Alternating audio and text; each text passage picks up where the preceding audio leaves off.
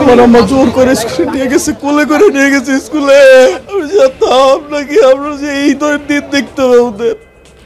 Milestone দুর্ঘটনায় মৃতের কাতারে আরও 2 শিক্ষার্থী। 5 জনের পরিচয় শনাক্তের পর পরিবারের কাছে মরদেহ হস্তান্তর। হতাহতের তালিকা দিল স্কুল কর্তৃপক্ষ। যুদ্ধ বিমান দুর্ঘটনার পর উদ্ধার কাজ আর চিকিৎসায় বড় প্রতিবন্ধকতা ছিল উৎসুক মানুষের ভিড়। মূল্যবোধের অবক্ষয় হারাচ্ছে মানবিক বোধ, বলছেন মনোবিজ্ঞানীরা।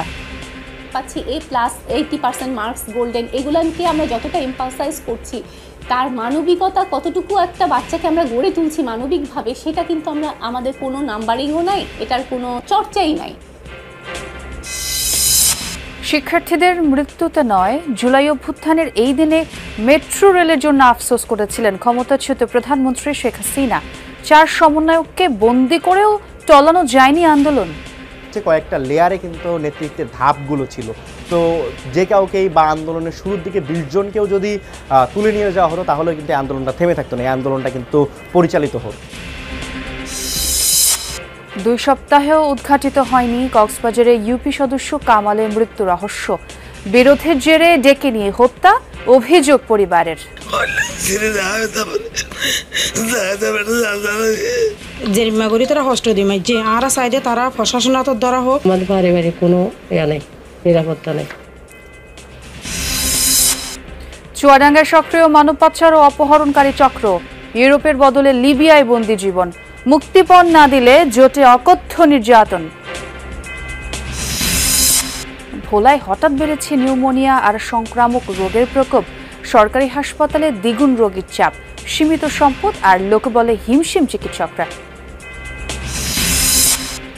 8 বছর ধরে ফাইলবন্দি খুলনার পানখালী সেতু প্রকল্প। দাতা সংস্থার অপেক্ষায় সেতু বিভাগ। দুর্ভোগে হাজারো মানুষ। ভয় লাগে, অনেক সময় দেখি যে বাইক ঠাইক করে যায়, অনেক ছোটখাটো দুর্ঘটনাও ঘটে। ঘন্টার পর ঘন্টা কেটে যায়, মাঝে মাঝে মনে করেন যে বৃষ্টির সময় ফেরি আসে না। আমাদের পরীক্ষার সময় যাওয়া, সেখানে ব্রিজ হলে খুব ভালো হতো। 12 বছর পর বিরোধপূর্ণ সীমান্ত নিয়ে আবারও সংঘর্ষ জড়ালো থাইল্যান্ড ও কম্বোডিয়া। বিবাদ নিষ্পত্তিতে 3য় দফায় আইসিজের শরণাপন্ন কম্বোডিয়ান সরকার।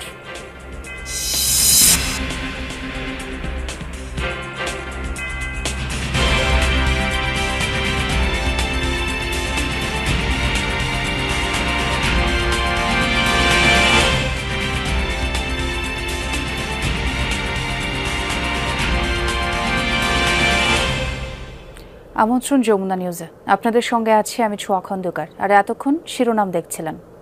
ডিএনএ পরীক্ষার মাধ্যমে পরিচয় শনাক্ত করা হয়েছে মাইলস্টোন ট্র্যাজেডিতে দগ্ধ হয়ে নিহত 5 জনের মরদেহ। এরপরই মরদেহগুলো পরিবারের কাছে হস্তান্তর করা হয়েছে। ঢাকা সিএমএইচ হাসপাতাল মর্গ থেকে আদরের সন্তানদের মৃতদেহ বুঝে নেন স্বজনরা। এদিকে জাতীয় বার্ন ইনস্টিটিউটে চিকিৎসাধীন 42 জনের মধ্যে 6 জনের অবস্থা আশঙ্কাজনক বলে জানিয়েছেন চিকিৎসকরা। অবশেষে ওরা বাড়ি ফিরল, বুঝেও নিলেন স্বজনরা। তবে প্রিয়জনদের কাছে পাওয়ার আনন্দ নয়, আছে আর্তনাদ, কষ্ট আর সন্তান হারানোর বেদনা।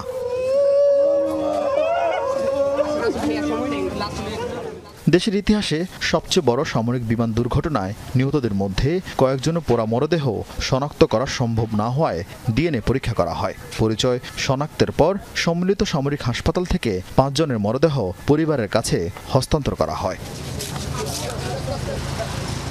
তার মধ্যে রয়েছে 3য় শ্রেণীর শিক্ষার্থী ওয়াকিয়া ফেরদৌস নিধি, লামিয়া আক্তার সোনিয়া, আফসানা আক্তার প্রিয়া, রাইসা মনি ও মারিয়াম উম্মে আফিয়া। আমার আম্মা জোর করে নিয়ে গেছে, কোলে করে নিয়ে গেছে স্কুলে। আমি জানতাম নাকি আমরা যে এই দিন দেখতে হবে ওদের। দোয়া করবেন সবাই দোয়া করবেন। আপনি একটা লক্ষ্যর ঝক্কর একটা বিমান ছেড়ে দিলেন, একটা গাড়ি ছেড়ে দিলেন, সেটা যে দুর্ঘটনা তো ঘটবেই। এদিকে জাতীয় বার্ন ইনস্টিটিউটে চিকিৎসাধীন আরও 6 জনের অবস্থা গুরুতর। হাসপাতালে পরিচালক জানিয়েছেন আহতদের সব খরচ বহন করবে সরকার। গতকাল যেমন 8 জনের একটা তালিকা আমরা দিয়েছিলাম, আজকে সেটা 6 জনে আছে, কারণ যেহেতু 2 জনের মৃত্যু ঘটেছে। আর আমাদের সিরিয়াস বা সিভিয়ার ক্যাটাগরিতে যে 13 জন রোগী ছিলেন তারা ওই ক্যাটাগরিতেই আছে। তবে তাদের মধ্য থেকে আমাদের কিছু পেশেন্ট আমরা আশা করছি যে সামনের দিনগুলোতে হয়তো ইন্টারমিডিয়েট ক্যাটাগরিতে চলে আসতে পারে। তিনি জানান দগ্ধদের জন্য রক্তের আর প্রয়োজন নেই, দরকার নেই স্কিন ডোনেশনেরও। ব্লাডের কোনো প্রয়োজন নাই। আরিফিন শাকিল, যমুনা নিউজ, ঢাকা।